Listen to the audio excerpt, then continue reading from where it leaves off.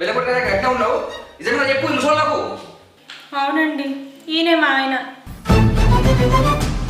ఇదంతా మీ అబ్బాయి ఆడమైన నాటకం.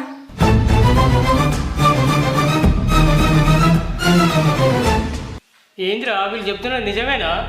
అవును నాన్న, నాకు అసలు పెళ్ళే కాలేదు. నా జాతకంలో మొదలు పెళ్లి చేసుకున్న అమ్మాయి చచ్చిపోతుందని రాసున్నది. అందుకనే ఇట్లా చేసిన. పిచ్చి సన్నాసి, ఇదే ముచ్చట నాకు ముందు చెప్తే ఏ బొమ్మడి చెట్టుకు పెళ్లి చేస్తే నీ దోషం పోవు కదరా. నిజమే బిడ్డ, అట్లా చేస్తే దోషం పోతుంది, పెద్దోళ్ళు చెప్పిండు. ఇప్పటికే నేను మించిపోలే బిడ్డ, రేపు పోయి చేసుకొద్దాంపా. సరే అమ్మా, సరే నాన్న.